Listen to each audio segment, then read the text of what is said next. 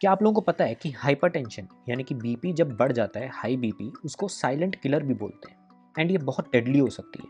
So hi guys, welcome back to the channel and is absolutely fantastic. जो लोग मुझे नहीं जानते, मैं हूं डॉक्टर इशराक एंड आज हम बात करेंगे कि ब्लड प्रेशर क्या होता है एंड उससे कैसे बच सकते हैं।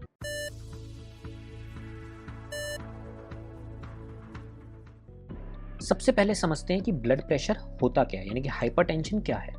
हमारा ब्लड जो होता है वो हमारी आर्टरीज के थ्रू जा रहा होता है। जब वो ब्लड आर्टरीज की वॉल पे एक हाई फोर्स या प्रेशर क्रिएट करता है, उसकी वजह से ब्लड प्रेशर इंक्रीज होता है। आप इसको इस तरीके से समझिए कि हम गार्डन में अगर पाइप से पानी डाल रहे हैं, जितना ज़्यादा प्रेशर इंक्रीज करेंगे पानी का, उससे जो वॉल्स है उस पर भी प्रेशर इंक्रीज होता है।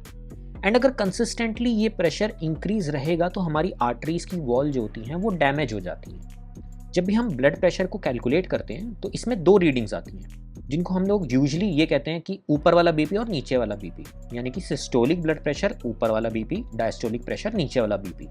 सिस्टोलिक प्रेशर तब बनता है जब हार्ट बीट करता है और डायस्टोलिक प्रेशर तब बनता है जब दो बीट्स के बीच में हार्ट जो होता है वो रेस्ट करता है। नॉर्मल ब्लड प्रेशर जो होता है वो यूजुअली 120/80 से नीचे होना चाहिए एंड अगर हम हाई ब्लड प्रेशर की बात करते हैं तो उसकी रीडिंग 140/90 से ज़्यादा होनी चाहिए। अब ये जो बीच का नंबर बच गया है, 120 से 130 का ऊपर वाला नंबर और 80 से 89 का नीचे वाला नंबर, इसको हम लोग प्री हाइपरटेंसिव स्टेज बोलते हैं। अब दूसरा सवाल ये आता है कि इसको साइलेंट किलर क्यों बोलते हैं। मैक्सिमम लोगों में जो सिम्टम्स होंगे वो कभी दिखेंगे ही नहीं।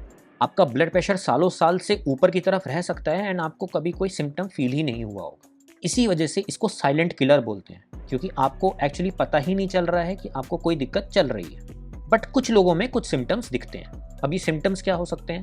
सर दर्द होना, चक्कर आना, सीने में दर्द रहना, नाक से खून आना या सांस लेने में दिक्कत आना, ये सारे सिम्टम्स जो होते हैं वो किसी किसी में दिखते हैं। बट ये सिम्टम्स उसी टाइम पे दिखते हैं जब आपका ब्लड प्रेशर बहुत ज़्यादा डेंजरसली हाई लेवल पे रहता है। तो इन सिम्टम्स के आने तक का वेट नहीं करना चाहिए एंड रेगुलरली अपना ब्लड प्रेशर चेक करते रहना चाहिए। अब तीसरी चीज़ ये आती है कि ऐसी कौन सी चीज़ें हैं जिनकी वजह से ब्लड प्रेशर इंक्रीज हो सकता है, यानी कि हाइपरटेंशन क्या कॉज कराता है। तो इसके लिए दो तरीके के रीज़न हो सकते हैं। एक जिनको हम मॉडिफाई कर सकते हैं, यानी कि उनमें बदलाव ला सकते हैं, और एक जिनको हम चेंज कर ही नहीं सकते हैं, जैसे कि आपकी एज, फैमिली हिस्ट्री या आप किस रेस को बिलोंग करते हैं। ये सारी चीज़ें जो होती हैं वो नॉन मॉडिफाइबल हैं, यानी कि आप इनको चेंज नहीं कर सकते। Obesity, lack of physical activity, smoking, excessive alcohol, high sodium intake, chronic stress, sleep disorders, ये सब जो हैं वो मॉडिफाइबल फैक्टर्स हैं, यानी कि इनको आप चेंज करके अपनी हेल्थ को बेटर कर सकते हैं। बट क्या होगा अगर हम अपने हाइपरटेंशन को, यानी कि ब्लड प्रेशर को अगर कंट्रोल ही ना करें? ब्लड प्रेशर को अगर हम ट्रीट नहीं करेंगे तो इसकी वजह से बहुत सारी चीज़ें डैमेज हो सकती हैं, जैसे कि आपका हार्ट। अगर हार्ट इफेक्ट होगा तो heart failure, heart attack, heart enlargement, ये सब हो सकता है। दूसरा ऑर्गन जो इफेक्ट हो सकता है वो हो सकता है आपका ब्रेन। अगर ब्रेन इफेक्ट होगा तो इसकी वजह से आपको स्ट्रोक आने के चांसेस इंक्रीज हो जाएंगे, कॉग्निटिव इम्पेयरमेंट होने के चांसेस बढ़ जाएंगे एंड इवन डिमेंशिया होने के चांसेस बढ़ जाएंगे। अगर किडनी भी इफेक्ट होगी तो उसकी वजह से किडनी फेलियर होने के चांसेस भी इंक्रीज होते हैं, vision loss, retinal damage and आपके ब्लड वेसल्स भी इफेक्ट होते हैं। तो आपको समझ में आ रहा है कि एक बीमारी की वजह से हमारे कितने ऑर्गन्स इफेक्ट हो सकते हैं अगर उनको सही टाइम पे कंट्रोल नहीं किया। बट अच्छी बात यह है कि ये सारे जितनी भी कॉम्प्लिकेशंस हैं ये प्रिवेंटेबल हैं, यानी कि अगर हम लाइफस्टाइल मॉडिफिकेशन सही तरीके से करेंगे तो ये सब प्रिवेंट कर सकते हैं। तो अब हाइपरटेंशन है कि नहीं ये पता कैसे चलेगा? सिर्फ एक रीडिंग आने की वजह से आप ये नहीं कह सकते कि मुझे हाइपरटेंशन है। Multiple readings on multiple different occasions ही आपको डायग्नोसिस में हेल्प करेंगे। अब ये 2-3 तरीके की रीडिंग्स हो सकती हैं, जैसे कि office blood pressure measurement, 24 hour ambulatory monitoring या home blood pressure monitoring. But ये मैं फिर से बोल रहा हूँ कि सिंगल रीडिंग ये डायग्नोसिस नहीं बना सकती है।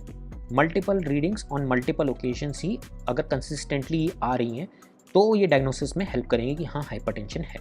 अब फर्स्ट लाइन ऑफ डिफेंस जो होगा वो हमारा होगा लाइफस्टाइल मॉडिफिकेशन एंड इसमें एक डैश डाइट अप्रोच करते हैं। इस डैश डाइट में आपको फ्रूट्स, वेजिटेबल, होल ग्रेन्स, इनकी क्वांटिटी ज़्यादा करनी है, lean protein, healthy fats and sodium का, यानी कि नमक का इंटेक पूरे दिन में आपका 2300 mg ही होना चाहिए।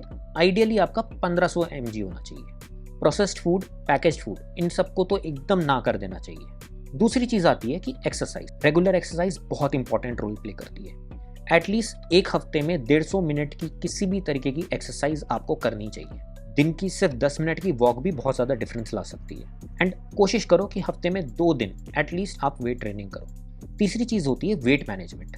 ये बहुत इंपॉर्टेंट हो जाता है कि आप अपना BMI जो है वो नॉर्मल रेंज में ही रखें। 5 से 10 किलो घटाना भी बहुत फ़ायदेमंद हो सकता है। चौथी चीज़ होगी आपका stress management. Deep breathing, meditation, ये बहुत ज़्यादा हेल्प करती है। डेली 7 से 8 घंटे की नींद आपको लेना है एंड अपने स्ट्रेस को डील करने के लिए आपको हेल्दी हैबिट्स को फॉलो करना है। अल्कोहल का इंटेक लिमिट कर दो, स्मोकिंग को ख़त्म कर दो, क्योंकि स्मोकिंग की वजह से आपके ब्लड वेसल्स जो होते हैं वो डैमेज होते हैं, जिसकी वजह से आपका ब्लड प्रेशर इंक्रीज करेगा। एंड अगर आप अल्कोहल पीते हो तो वैसे तो अल्कोहल भी बंद कर देना चाहिए, बट स्टिल आदमियों के लिए 2 ड्रिंक्स पर डे और औरतों के लिए 1 ड्रिंक पर डे। अगर ये दोनों चीज़ों को आप लिमिट नहीं करोगे या ख़त्म नहीं करोगे तो फिर आप ब्लड प्रेशर को मैनेज नहीं कर सकते। एंड मेडिकेशंस को हम तब इंक्लूड करते हैं जब लाइफस्टाइल मॉडिफिकेशंस काम नहीं कर रही होती हैं। एंड मेडिकेशंस भी आपकी 3-4 तरीके की होती हैं, जैसे कि डाययूरेटिक्स होती हैं, बीटा ब्लॉकर्स होती हैं, एस इनहिबिटर्स होती हैं, कैल्शियम चैनल ब्लॉकर्स होती हैं। ये डिपेंड करता है कि आपको किस तरीके की मेडिकेशन चाहिए, ये आप डॉक्टर से कंसल्ट करके अपना पता कर सकते हैं कि आपकी कौन सी मेडिकेशंस चल रही हैं। मेडिकेशंस अगर आपको प्रिस्क्राइब्ड हैं तो जिस तरीके से प्रिस्क्राइब्ड हैं उस तरीके से आपको कंटिन्यू करनी ही है एंड रेगुलरली अपने डॉक्टर से कंसल्टेशन भी करनी है, क्योंकि मेडिकेशंस की क्वांटिटी और doses time to time change हो सकती हैं based on your blood pressure. अब बात ये आती है कि हर बार हम लोग हॉस्पिटल या क्लिनिक जाके तो अपना ब्लड प्रेशर चेक नहीं करा सकते, तो घर पे कैसे करेंगे? तो घर के लिए भी एक अच्छी क्वालिटी का ब्लड प्रेशर मॉनिटरिंग डिवाइस आप खरीद सकते हो। रोज़ सेम टाइम पे आपको रीडिंग्स लेनी है और एक जगह नोट डाउन करके रखना है।